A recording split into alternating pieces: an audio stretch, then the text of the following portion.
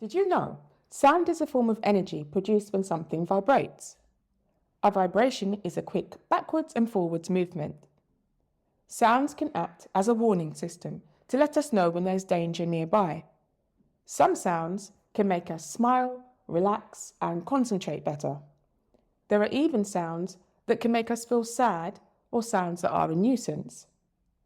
Sources of sound can be either natural or artificial. Animals, including humans, have muscular vocal cords that vibrate and produce noises that help us communicate. A lion's roar, a dog's bark, and a cat's meow are just some examples. Other animals, like dolphins and birds, have no vocal cords, but they use other muscular structures to make noise. Some animals, such as giraffes and jellyfish, don't have any structures at all to produce sounds and are completely silent. Of all the animals on the planet, only humans and birds can make the sound we recognize as human language. But apart from being able to speak, we can make other sounds too. And this is mainly due to air traveling through the body and hitting the roof of the mouth, snoring, vocal cords, sneezing, top of the esophagus, burping, or the rectum, farting. Each time air hits these areas, they vibrate, producing a sound. Have you ever wondered how music is made? Let's discover some remarkable instruments that turn vibrations into music. Unlike animals that can only make certain sounds, humans can use objects around them to purposefully create music.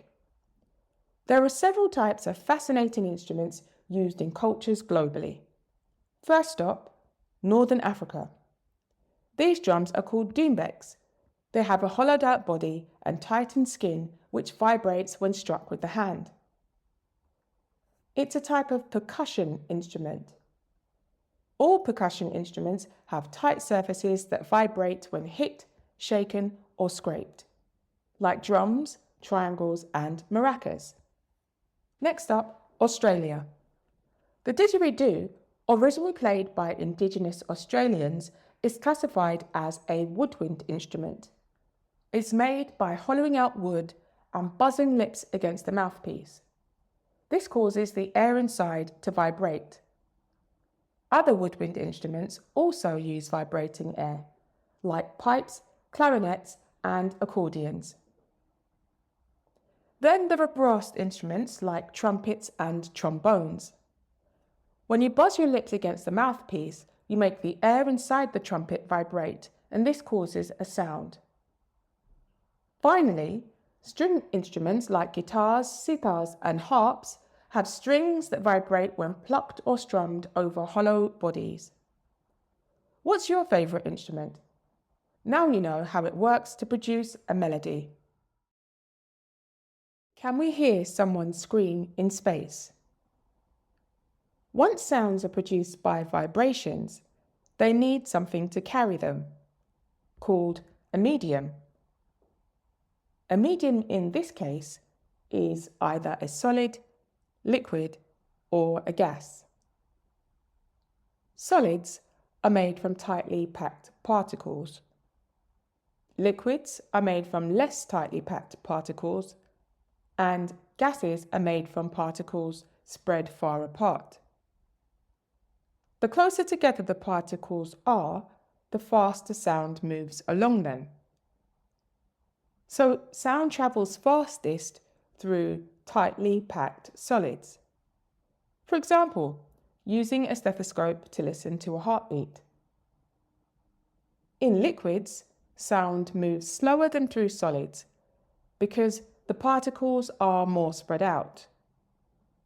And this is why we can hear underwater shouts and whale songs quite loudly, even though they might be muffled to our ears. Even across football fields and basketball courts, sound eventually surfs its way across air particles to reach players, referees, and fans. In space, there's no air no water, nothing for sound to travel through. And that's why space is completely silent. Sound needs something to travel through, or it can't go anywhere. Guess what? Your ears are always listening, even when you're asleep. Your brain just ignores some sounds to let you rest. Here's how your amazing ears work. The part of the ear that you can see, a bit like a mini satellite dish, grabs sounds from around you and sends them through a tunnel in your ear. At the end of this tunnel, there's a thin skin called the eardrum.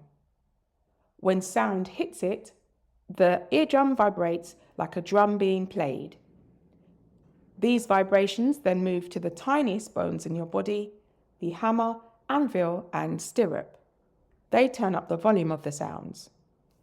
Now, deep inside your ear is a spiral filled with liquid called the cochlea. It's like a tiny snail. The sound vibrations make waves in this liquid, and tiny hair-like cells catch these waves and turn them into electric signals that rush to your brain. So, every time you hear something, from a whisper to a loud laugh, remember there's a whole team in your ears working to bring you the sounds around you. Did you know that loudness is all about the strength of vibrations? Want to make a sound louder? You can increase the size of the vibrations. You could do this, for example, by hitting a drum harder.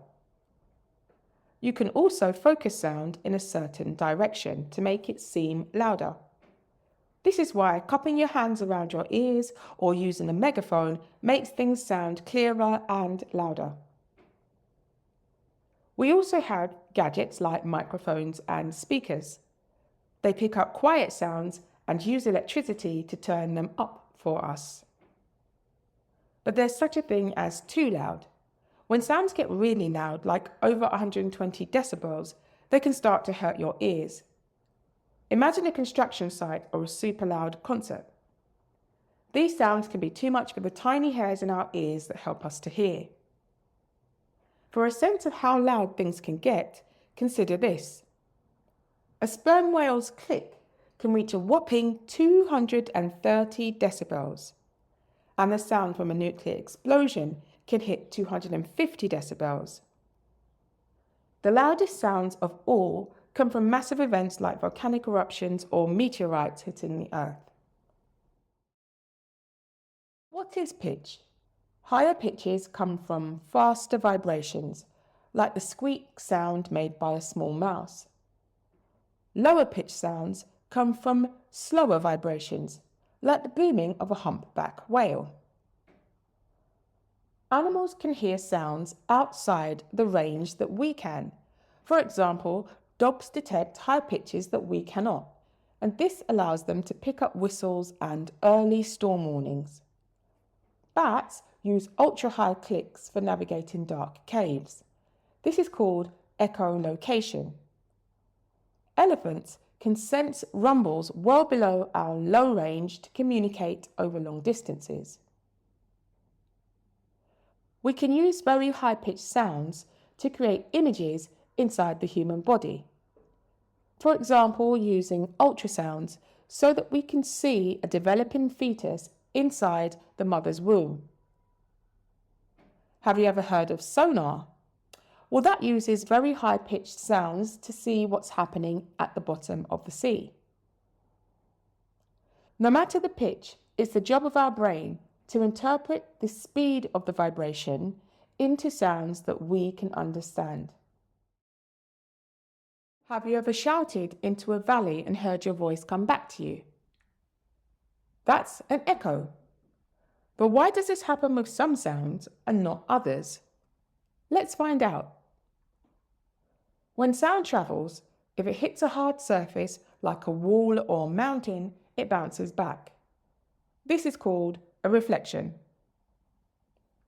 The sound reaches your ears again and you hear an echo after a short delay. However, if sound hits a soft, uneven object like a pillow or a curtain, it gets absorbed and doesn't bounce back. you won't hear an echo. So, to recap, you hear an echo in a canyon because sound bounces off the hard rock walls. You don't hear an echo in a carpeted room because the carpet absorbs the sound.